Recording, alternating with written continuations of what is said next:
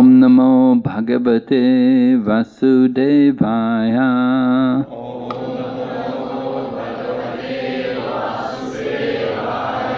Om Namo Bhagavate Vasudevaya.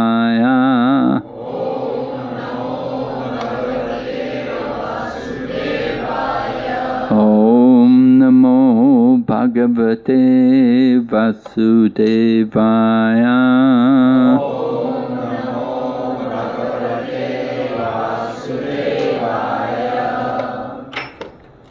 So we begin our talks in that way by offering our respects to Vasudev. Vasudev meaning Lord Krishna, the Supreme Personality of Godhead. We are coming in the Vaishnava tradition. We are Vaishnavas, devotees of Lord Vishnu, and particularly devoted to Lord Sri Krishna. So you can see we are chanting Hare Krishna mantra, and we are worshipping also. You can see on the altar there are two deities there. These are the deities of Gora and Nitai. I said Nitai Gaur Haribo, right? Nitai Gaur. So one of the deities is Nitai and the other is Gora or Gauranga, meaning Gauranga is the name of Chaitanya Mahaprabhu. Chaitanya Mahaprabhu appeared 500 years ago in West Bengal, in the holy place of Mayapur, Sridham Mayapur. It's on the bank of the Ganges there in West Bengal. So Chaitanya Mahaprabhu is mentioned in Srimad Bhagavatam. Well, actually in Srimad Bhagavatam, it's one of the scriptures which we give a lot of importance to. Bhagavad Gita and then Srimad Bhagavatam.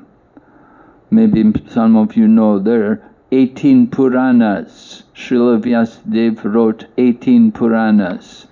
And the topmost of the Puranas, the best of all the Puranas, the Purana which is Vyasa's mature contribution, is Srimad Bhagavatam or Bhagavad Purana. So in the Bhagavad Purana it's described there how Karabhajana Muni met with Nimiraj. Karabhajana Muni was one of the 9 Yogendras, Nav-Yogendras.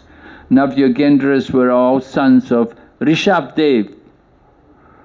Maybe if you were a Jain or you know about the Jain tradition, they worship Lord Rishabdev. He's one of the Tirthakars, one of the incarnations of the Lord. So Rishabdev is also mentioned in Srimad Bhagavatam as an incarnation. And he had 100 sons. 100 sons.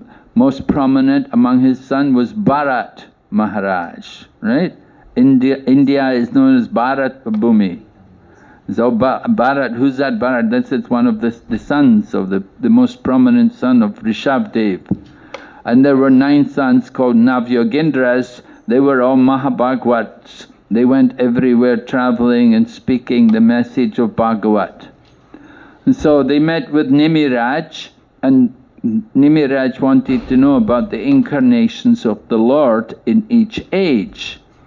You will know, of course, there's 4 ages. Satya Yug, Treta Yug, Dwapar Yug, Kali Yug, right? Now we're in the Kali Yug, right? Not a very good time, is it? But actually it's a good time. It can be very good. There's advantages to the Kali Yuga, which is not there in other yugas. Of course there's disqualifications also. Disqualifications were mentioned in the beginning of Bhagavad Purana. Srila Shonaka Rishi was speaking to Sutta Goswami in Naimisharanya. Naimisharanya is in Uttar Pradesh. The center of the, is described to be at the center of the universe, place of yagya. Anyway, Shonaka Rishi described people in the Kali Yuga. Manda sumanda matayo, manda bhagya hi upadrutaha. In the Kali Yuga, people are not very qualified. Problem is, lazy. They don't like to work very hard, right? You know, we ask people to do things, we ask them to chant Hare Krishna. Oh, I'm so busy, oh. You know, we ask them to do things, you know, we ask them, you should go to visit holy places. Oh, I'm so busy, oh. You know. And anyway, disqualifications, you know, people about Kali Yuga, lazy, misguided, unlucky, always disturbed, never have peace of mind. You can see now many pharmacies are there. The big industry, pharmaceutical industry, medicines for the headaches and for the so many aches in the body. People have so many problems, especially the mind. They don't have peace of mind. It's a big problem. And so people take many medicines and things to try to get peace of mind. So Kali Yuga, people have these kind of problems. But there's some benefits to the Kali Yuga. And anyway, Karabhajana Muni was asked to describe the Lord's incarnations in each age. He described in the Kali Yuga, the Lord would come, Kaler doshan nidhe rajan astihe akum mahadguna kirtana deva krishnasya mukta sangha parambrajit. Kaler dosha nidhe rajan. Dosha, you know the word dosha, right? Do you have doshas in your chart? Did you check your astrological chart? Oh, you have this dosha. Oh, yeah, it's a problem, right? It's a big thing. Doshas. Try to overcome the doshas. So Kaler dosha, Kali Yuga, there's a lot of dosha, a lot of faults in the Kali Yuga. It's an ocean of faults. Kaler dosha nidhe rajan asti ekum. There's one good thing about kirtan. It said kirtan eva krishnasya mukta sangha parambara. Just by doing Krishna kirtan, you can get all perfection. Wonderful. Krishna kirtan. We were having such nice kirtan. Prabhu's playing harmonium so sweetly, singing very nicely. Madanga was also very sweet, very nice. And kartals were playing very gently also, very beautifully.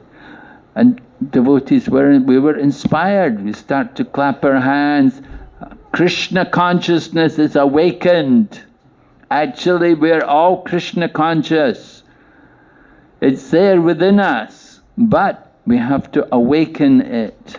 And the awakening process by chanting the holy name and starting to hear about Lord Krishna. Very powerful effect that awakens our dormant consciousness of God. We're busy in the material life and our consciousness is on the bank account, our consciousness is on the computer, it's on so many other things, you know. But actually our real consciousness is meant to be on Krishna. But we've forgotten Krishna. So somehow this Krishna consciousness movement has come to you to again remind you that what is the lesson? Well, the lesson is we're all spiritual beings. We're not the body. We're spirit souls, right? That's the first lesson to understand, right? Who are you? I am a spirit soul, right? And this spirit soul is a part and parcel of the Supreme Lord, right? Krishna says in the Bhagavad Gita like that, and that the living Mami Vamsa Jiva Loki, Jiva Bhuta Sanatana. We're Sanatan, we're eternal. This is Sanatana Dharma, right? This is not some temporary dharma. This is Sanatana Dharma, to revive our original consciousness of the Lord. We have to understand, first, we're not the body. We're all spiritual beings. We're living in the material body. Right? Material body.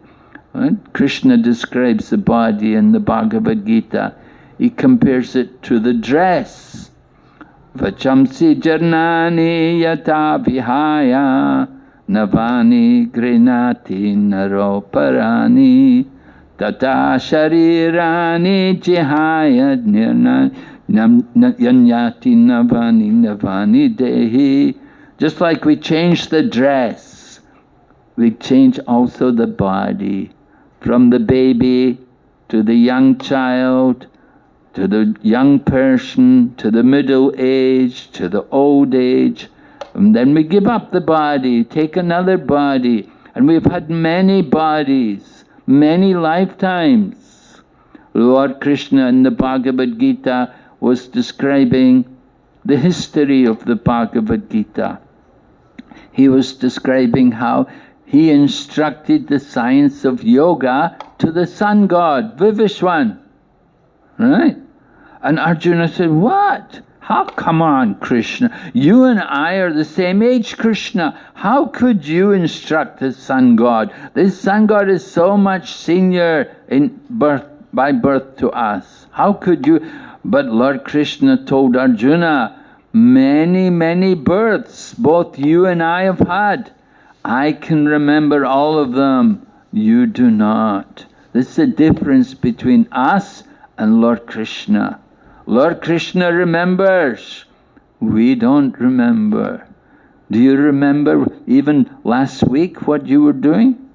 Yeah, we forget. And we've forgotten previous lives. But we have had many, many births.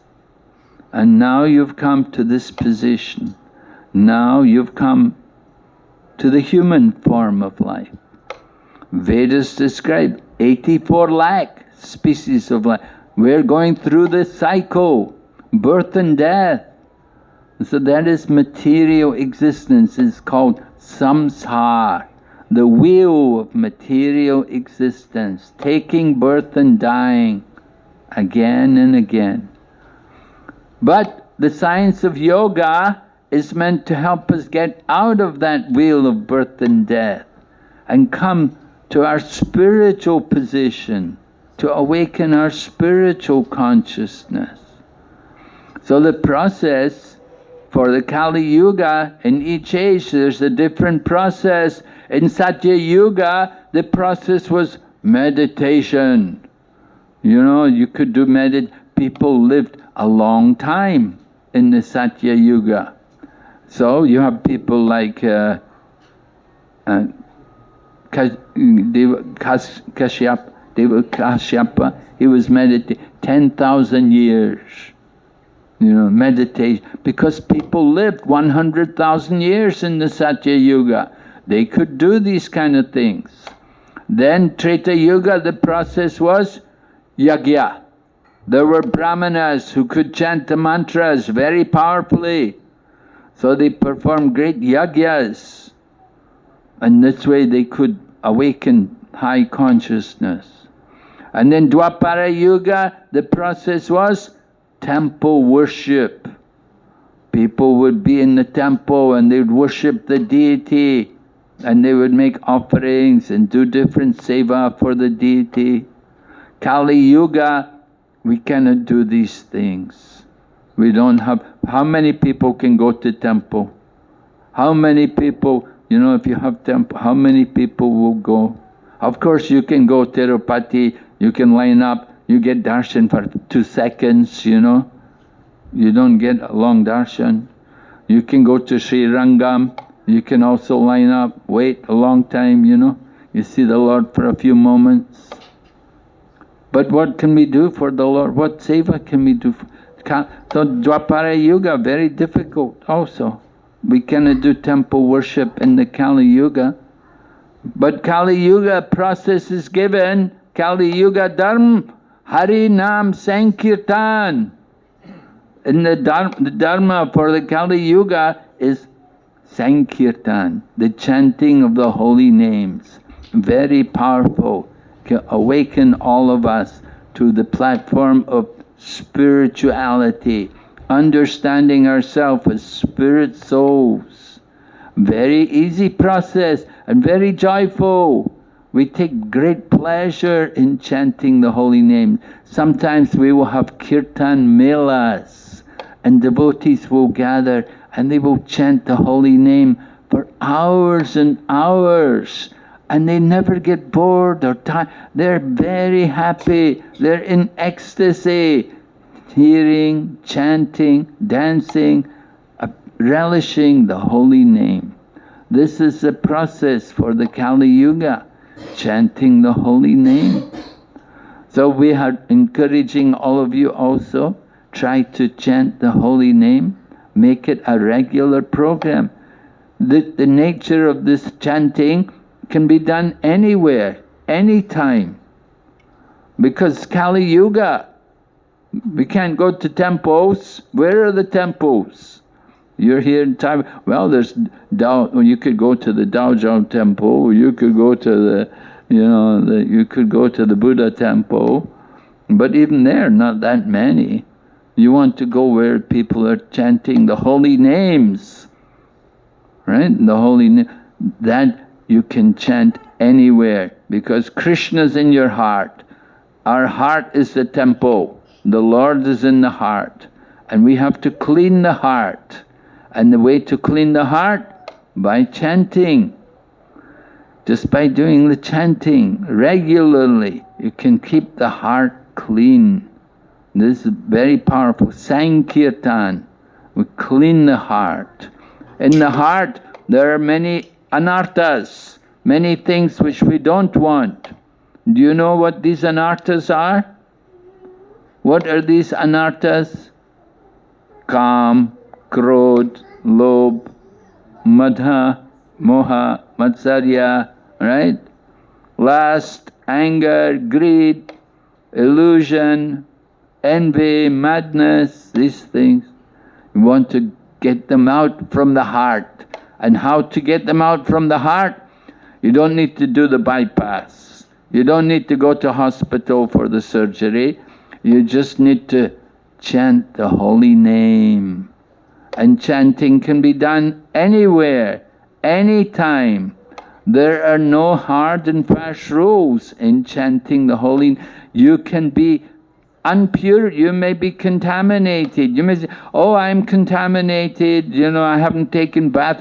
Doesn't matter. You can still chant the holy name.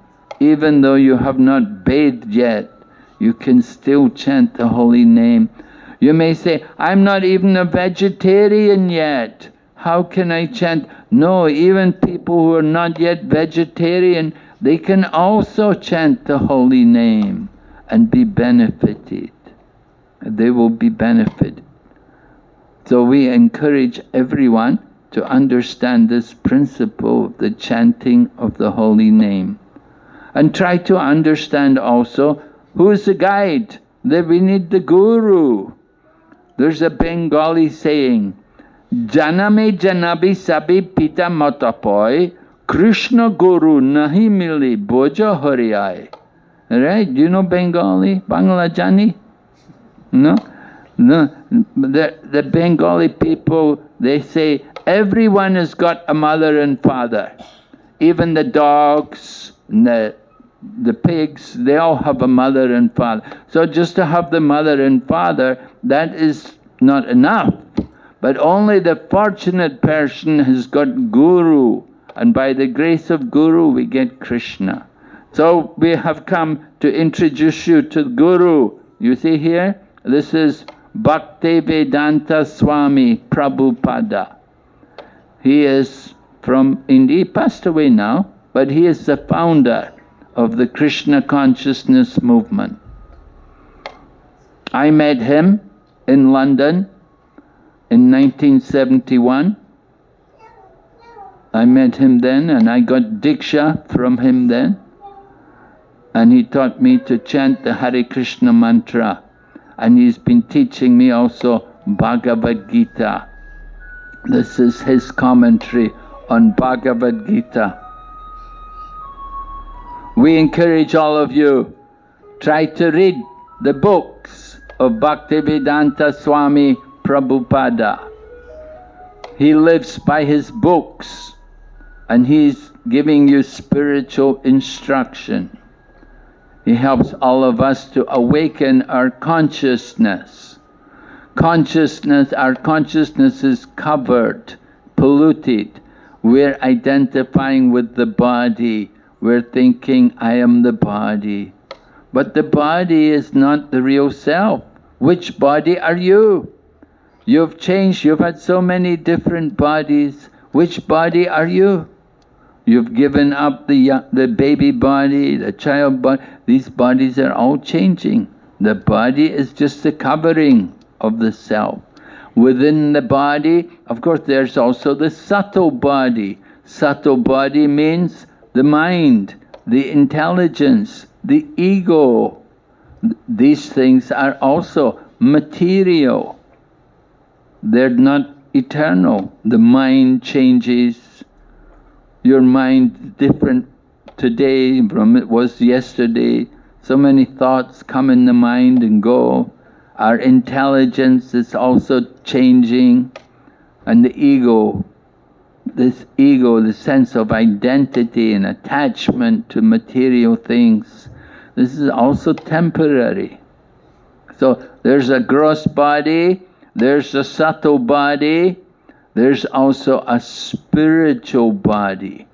Spiritual. We're all spiritual beings, and we have an eternal spiritual body. But that spiritual body is covered by the gross form. We have to purify our consciousness. Purification is required. That's why we encourage people who genuinely have a desire for spiritual progress. We do point out certain principles are necessary. For example, we don't eat meat, fish or egg. Non-vegetarian food is very contaminating. You eat meat, fish or eggs, you get some karma. You don't purify yourself, rather you contaminate yourself. So it's very important to get pure food, vegetarian food. Some of the countries I visit, our devotees, they're working in labor camps, for example, in the Middle East. But our devotees, we arrange for them to get prasadam. Every day we will send the prasadam to the labor camps, so that they can get vegetarian food. It's so important for them. So, being a vegetarian, people sometimes say, oh, is it important? Yes, it's important. Yeah. Because eating meat and things like that, it just pollutes the mind. That it does not give us the opportunity to awaken a real spiritual nature. Why do people eat meat? Because they want to taste the blood. You like the taste of blood? Then drink milk. Milk is the natural way to taste the blood from the cow. Milk is there, available. You can drink milk. You don't need to eat meat. So it's an important principle in spiritual life. We don't eat meat, fish or eggs. We don't take any kinds of intoxication also. Intoxication means things like alcohol and even things like tea and coffee. They're caffeine-based substances and they're addictive. You get very attached. We know in India, if you're on the train in the morning, they come, chai, chai, and people, they wake up, they want their cup of tea, Some people tell me they cannot get up in the morning without a cup of tea. They're addicted, you see. It's a problem. We have to be careful of these things. So intoxication is a problem. So we say no intoxication, no gambling also. We don't gamble. Gambling is, people are greedy, they want to get more. Many people go to casinos, they like to gamble, and they have these casinos now. People like to, nobody ever wins. Everybody loses. But people like to go, I'll win, they're all thinking, anyway, I'll be different, I'll win. And they always lose, but still. Anyway, we tell people don't gamble. And then no illicit sex. People can get married and have children and have families. That's very nice. But outside of marriage, there's no illicit connect. There should be no illicit connection. It should be legal. So these are 4 principles. They're mentioned in Shastra. Satyam, Socham, Dayatapa. Satyam, truthfulness, destroyed by gambling. Socham, cleanliness, is destroyed by the illicit connection with the opposite sex. Daya, mercy, is destroyed by meat eating. And tapa, austerity, is destroyed by pride, intoxication. So these are the 4 pillars of Krishna consciousness, the pillars of Sanatana Dharma, 4 regulative principles. Not very difficult for people. Our teacher Prabhupada, Srila Prabhupada said his whole life he followed these principles. He said that he never ever tasted tea. And he went to America, he never tasted tea. He taught us the same thing, to avoid these things. And he encouraged us, he said, to help you to follow this principle, chant the Maha Mantra. So chanting on beads, just like, we have a bag with beads in them, and we chant on the mala every day. It's a meditation. That's our meditation, mantra meditation, you see. Just like if you're on your own, you can chant on beads. You can't do kirtan so easily on your own, but you can chant on the beads. So we take beads with us and we like to chant, especially in the morning. It's very good. But any time, any place, you can do the chanting. So Krishna consciousness is very simple, very practical. So we encourage all of you, try to understand this simple philosophy, and you'll see it's very valuable, that we need some spirituality in our life. Because coming to a place like Taiwan, it's a very materialistic environment. And people are very materialistic here, and people are also very greedy, they want to get more and more and so on. But we need to understand there's a need also for the soul. It's not just only the need of the body, the need of our senses. We have to understand the need of our soul. And our soul needs spiritual awakening, purification of consciousness. And it comes about very easily and naturally and joyfully if you will take to this process of Krishna consciousness. Not difficult. You're from India, should be easy for you, right? I'm not from India, my roots are not India, but I'm practicing this. So this should be so much easier for you. You're very close. Problem is, we tend to move away. You're close to spirituality. We always thought if we want to know about Dharma, about religion, the place to go to learn is from India. That they have the greatest culture, the greatest heritage, so many temples from the past, they're still there. Deities have been worshipped and they're still being worshipped. And the scriptures are also there, like Bhagavad Gita and Bhagavad Puranas, Mahabharata, Ramayana, these things. So the heritage is there. We have to take advantage of it. So Krishna consciousness has come to you to give you also a chance to awaken your Krishna consciousness, not to forget your culture. Right? We need both the material and the spiritual. Train goes on 2 tracks. One track is your material life, the other track is spirituality. If the tracks are not level, train will turn over. Sometimes it happens, the tracks go down and then the train overturns. So same way in our life, if we're too much focused on the material, it's not good. You have to balance the material and the spiritual. You need to take some time. Just like we say, all work and no play makes Jack a dull boy. Right? If it's all work, you can't do that. You need to have some release, some recreation to relieve you from the stress. And you can find that in Krishna consciousness.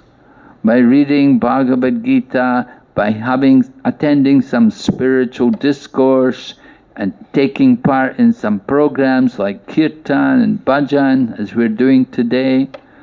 So we'll be having programs here every week, and we encourage you also, please come, take part.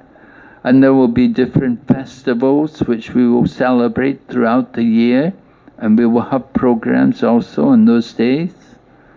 We have, of course, our bigger center in Taipei. Not very big, but it's a little bigger than here. And we have also some group of devotees in Taichung. Like that, our Krishna consciousness movement is trying to give everyone an opportunity to awaken their spiritual nature. And you can do it on your own. We have many programs also online. So you can be on site as you are just now, or you can be online also. And online you can see the darshan of the deities in places like Vrindavan and Mayapur. You can see the darshan of the deities, and you can also hear the kirtans, and you can hear also the lectures, the discourses which are being given there in these different temples. Actually, we have temples all around the world. So all different times of the day, practically, you can go online and you can watch the darshan in Dallas, or in London, or in Hong Kong. You can see the darshan in the different temples and how the deities are being worshipped. And then you can see also how the devotees will also sit and have pravachan and discuss spiritual topics. And different languages are also there as well. Of course, throughout India, all the different languages are spoken. And foreign countries also. Language, like here in Taiwan, our Chinese devotees, they have their Chinese classes. So it's the same message for everyone, right? Lord Chaitanya, we said 500 years ago, Lord Chaitanya was there, and he was the avatar to propagate the chanting of Hare Krishna. And he told Haridas Thakur, Haridas was Brahma Haridas, an incarnation of Lord Brahma, and Lord Nityananda, who is Lord Balaram, he told them, I want you to go door to door and beg everyone, chant the name of Krishna, worship Krishna, and read the books about Krishna. And in this way, make your life successful. So 3 things: chanting the holy name, worshipping Krishna, and reading the books about Krishna. So we encourage you also, you can do it in your own homes. Very nice, the family come together and chant you'll stay together and you can go back to Godhead together. So it's not very difficult, but actually very joyful. Are there any questions? Anyone? Anyone has any doubts or something you want to understand more? How many of you are vegetarian? Not very many. Yeah. So you need to think about this. It's an important thing. Try to become vegetarian. You know, I was not born in a vegetarian family. I was not brought up vegetarian, but I understood this is something important, and I changed my life. So you can do it also if you want. Of course, you have to want to do it. You have to understand that this is important. It makes a difference. Some people say, well, you're killing plants, right? We're killing plants to eat the vegetables. Yes, but you see, we offer the plants to Krishna. Just like we're cooking, whatever we cook, then we will offer it to God. We offer it to the Lord by prayer, by mantra. The food is offered to the Lord, and in that way the karma from the killing of the plants is removed. And then the food becomes prasad. It becomes mercy. And then it's distributed to everyone. You see, so this Krishna in the Bhagavad Gita, Lord Krishna says, Patram Pushpam Phalam Toyam. Leaf, flower, fruit, water. 4 things. Yeah? And Krishna, Patram Pushpam Phalam Toyam Yome Bhaktya Prayachati Tadaham Bhakti Uparitam Ashnami Prayatatmana. Krishna said, I eat. If you offer these things to me with love and devotion, Lord Krishna himself will eat these things. He will accept. But if you offer meat, fish and eggs, he doesn't want that. He won't eat that. He's particular. He's got his standards, you see. Lord Krishna, Lord Rama, these people, they were all vegetarian. Now with the new temple at Ayodhya, there's a lot of Ram Bhaktas, right? So we need to follow the example of these great personalities. They're teaching us how we should live. We have to learn to control the senses, the indriyas, panch indriya, 5 senses. The most difficult of all the senses to control, which one is it? The mind is not 5 senses. Mind is higher than the 5 senses. Tongue, yes. The tongue likes to eat, right? We like to speak and we like to eat. The problem is we have to be careful what we eat and what we speak. We have to control. Very important. So the yogis, they will practice just like a couple of days ago we had Ekadasi. Ekadasi, we do some kind of vrat on Ekadasi. Because every day we're eating, and so on Ekadasi we need to try to reduce a little, to give the stomach a rest, because every day you're eating so much rice or whatever you're putting in this, and your organs are working. They need a rest, just like you don't work every day. You get a day off, right? You need some rest. The organs in our body also need to rest. If every day you're just putting food in them, all kinds of food, and filling the belly, the organs are worn out. So Ekadasi is the day we give them a break, we give them some rest. We don't eat grains that day. We don't eat rice. We don't eat wheat. We don't eat the beans. We reduce. We eat light. Eat some fruits and simple things like that. Ecology. And this is Purushottam Mas, right? This month, just now this is Purushottam Mas.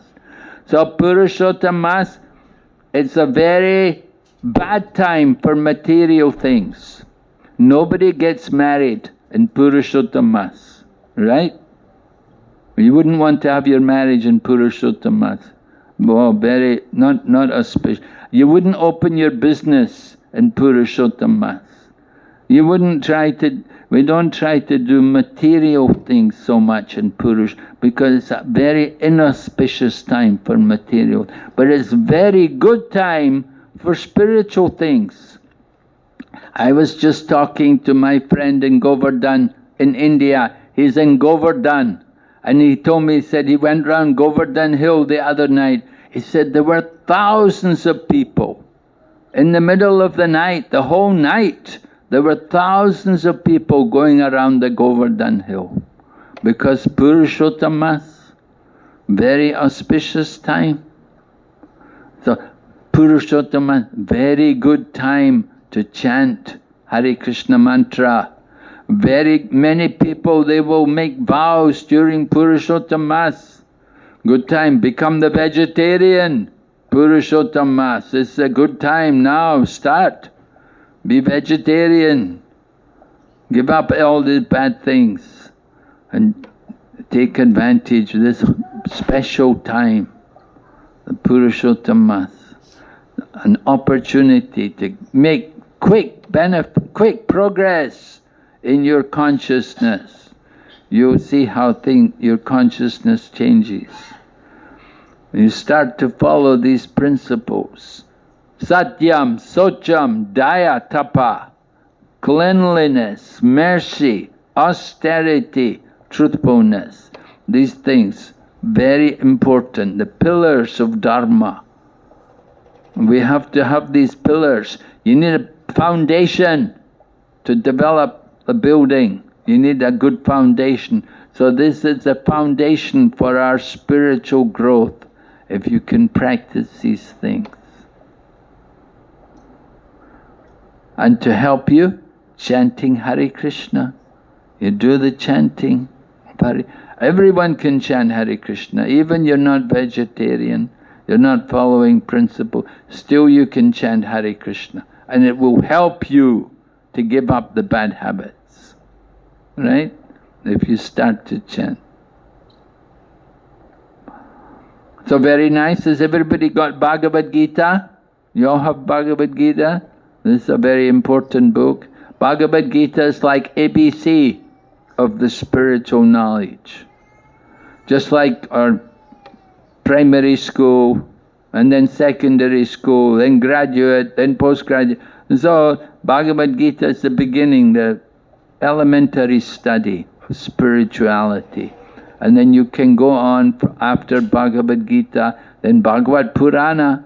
And after Bhagavad Purana, then even higher study, there's Chaitanya Charitamrita. There's other like that, different books are there, so many books. We have many books to read. And they're all full of spiritual wisdom. Take advantage of the ancient culture. All right, Prabhu, are you ready to do some more kirtan? Yes. Please come.